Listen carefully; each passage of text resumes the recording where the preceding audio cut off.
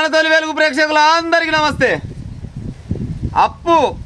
అప్పుడే 45,900 కోట్లు అయిందంట తెలంగాణ రాష్ట్రంలో. 45,900 కోట్లు అయిందంట. ఇది అంటే మొత్తం అప్పు కాదు ముచ్చట. ఈ కాంగ్రెస్ పార్టీ అంట 6 నెలలకే చేసిన అప్పుకి ఇది ముచ్చట తినరు. ఫస్ట్ అనుమతించిన అప్పుల్లో 6 నెలల్లోనే 85% సేకరించిన రాష్ట్ర సర్కారు. తొలి 4 నెలల్లోనే 25,900 కోట్లు, తాజాగా 5,000 కోట్లు. దీంతో కలిసి ఈ నెలలో ఇప్పటికే 12,000 కోట్ల సేకరణ చేసిందంట. 2025-26 ఆర్థిక సంవత్సరం కోసం కేంద్రం అనుమతించిన మొత్తం అప్పు 54,009 కోట్ల రూపాయలంట.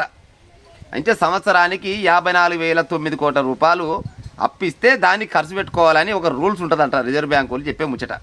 కానీ మనం మూతవర్లం కదా తెలంగాణ రాష్ట్రంలో ఉన్న వాళ్ళం. అందుకోసమనే 6 నెలల్లోనే 45,900 కోట్ల రూపాయలు కథం పట్టాం. ఇక ఎంత వస్తుంది మనకి ఇక 6 నెలల్లో ఈ 6 నెలల్లో మనకు ఎంత అప్పు దొరుకుతుంది అంటే 8,109 కోట్ల రూపాయల అప్పు మాత్రమే దొరుకుతుంది. ఇక గీటితోనే సంసారం చేయాలి మనం ముచ్చట చెప్పురు. ఇక అవుతుంది ఆ పనిగా. ఇక చూడు మరి ఏంటికి పెడుతున్నట్టు, ఏం చేస్తున్నట్టు, మీ హామీలు చల్లకుండా ఇంకా 7 హామీలు ఆన్నే ఉండే. తులం బంగారం ముచ్చట గట్టినే ఉండే. 25,500 రూపాయలు ఇస్తామని చెప్పిన ముచ్చట అది అట్టనే ఉండే. ఇందిరమ్మ ఇల్లు ఇంకా సగం అట్ట ఆగే ఉండే. ఐదు బిల్లులు ఇంకా పూర్తి కాకనే కాపాయ్. ఆరోగ్యశ్రీకి బకాయి పడ్డ బిల్లులు అవి అట్టనే ఉండే. ఇంకా ఎన్నో రకాల సంక్షేమ పథకాలని అయ్యని ఇయ్యని 90 రకాల హామీలు ఇచ్చిర్రు. మరి ఈ హామీలన్నీ అమలు పరచాలంటే మరి అవుతుండొచ్చున్నాయిగా. గతంలో కేసీఆర్ చేసిపోయాడు. కేసీఆర్ కూడా గిదే సోపతి చేసిండు, గిదే పని చేసిండు. కేసీఆర్కి ఈ పని చేసి కేసీఆర్ జరంత తెలికలోడు కాబట్టి ఆయన 2-3 పలాన్ని తీసుకొచ్చిండు. ఏంటివి అది ఏమంటారు కదా గిడ రాసుకున్నా మిషన్ భగీరథ కార్పొరేషన్ అని ఒకటి తీసుకొచ్చిండు. కాళేశ్వరం కార్పొరేషన్ అని ఇంకోటి తీసుకొచ్చిండు. గిట్లా 6-7 రకాల కార్పొరేషన్ అని తీసుకొచ్చి జర ఆడంగీడంగా నొక్కొచ్చిండు. మరి ఈయనేం చేస్తారో చూడరు కథగా. ఆయన గదే పని చేసిండు, గీన గదే పని చేస్తుండు.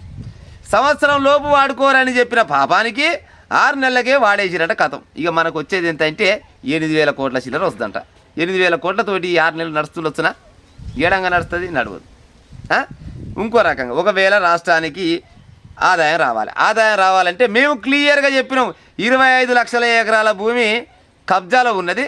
జర్రగా కబ్జా పెట్టిన ఆ దుర్మార్గుల దగ్గరికి వెళ్ళి భూమిని గుంజుకొచ్చే ఉపాయం చేయరా మమ్మగానని చెప్తే ఇప్పటిదాకా 1 గంటెడు భూమి కూడా గుంజుకరాలే ఒక్కరు కూడా.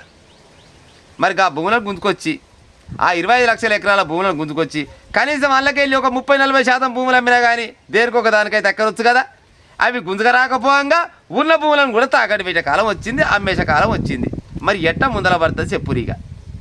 ముందల పడుతుందా? ఇక ఎవరి దాంట్లో ఏళ్ళు పెట్టినా గదే ఆసన అని ఒక పెద్దలు సామెత చెప్పారు. నిజంగా కూడా 7 ఏళ్ళు పెట్టినా గదే ఆసన ఉన్నది.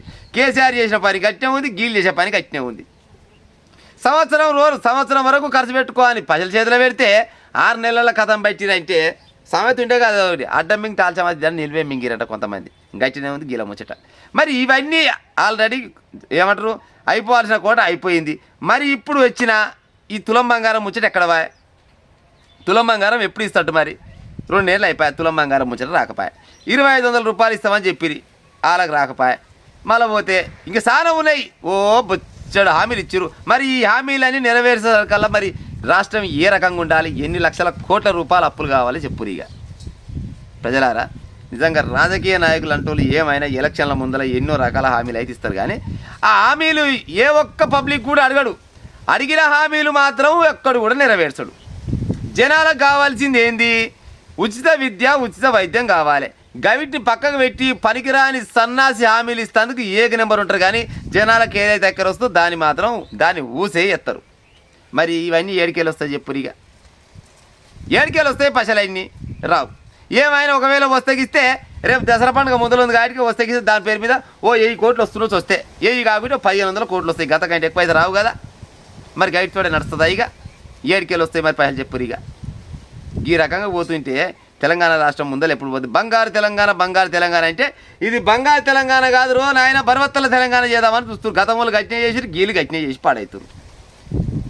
ఇప్పుడు ఏదన్నా రాష్ట్రానికి రాబడి వచ్చే ఉపాయం చేయాలి. రాష్ట్రానికి 4 రూపాయలు వస్తే అందులోకెళ్ళి ఒక 3 రూపాయలు ఖర్చు పెట్టినా కానీ 1 రూపాయి అని వెనక కేసుకుంటూ వస్తే ఫాయిదా ఉంటుంది. కానీ రాష్ట్రానికి రాబడి లేదు, ఏం లేదు, అంతా పోబడే తరగబడి పాడాయి. వాళ్ళు క్లియర్గా చెప్పి రిజర్వ్ బ్యాంక్ వాళ్ళు ఈ పైసలు కొనపోయి గిన్ని రోజులు వాడరంటే 6 నెలలనే కొట్టి పడితే ఎంగిరైతే ఇక మరి ఇంకేడికెళ్ళి వస్తాయి చెప్పురు ఇక ప్రజలారా. నిజంగా ఎవరిని నమ్మాలి ఎవరిని నమ్మొద్దు అనేది ఏం అర్థం అవుతలేదు. అందుకోసమనే తెలంగాణ రాష్ట్రంలో ఆల్టర్నేట్గా మరొక పార్టీ కావాలనే ఉద్దేశంతో ఉన్నారు. ఎందుకంటే జనాలు అన్ని రకాల పార్టీ వాళ్ళని చూసిరు కానీ ఇంకో పార్టీ రావాలంటే దాన్ని మాత్రం స్వీకరించే కాలం అయితే జనాలు అయితే లేరు. ఉన్నారా చెప్పురి. ఇక మరి ఎట్ట ముందర పడుతుంది తెలంగాణ రాష్ట్రం? 54,000 కోట్ల రూపాయలు ఖర్చు పెట్టుకొని వాళ్ళు చెప్తే 6 నెలల కథం పెట్టినంటే ఎంత పెద్ద మొగోళ్ళు చెప్పు మన తెలంగాణ రాష్ట్రంలో ఉన్న రాజకీయ నాయకులు. ఇక వీళ్ళకు మళ్ళీ ఏది ఆగదు. వీళ్ళ జీతాలు ఆగుతాయా? వీళ్ళ జీతాలు ఆగాయి, అవినీతులు ఆగాయి, అక్రమాలు ఆగాయి, ఆగాయి కానీ ఖజానా మాత్రం ఖాళీ అయితేనే ఉంటుంది. మరి హామీలన్నీ మరి ఎట్ట నెరవేరుస్తారో ఏం కథనో వీళ్ళకే ఎరక.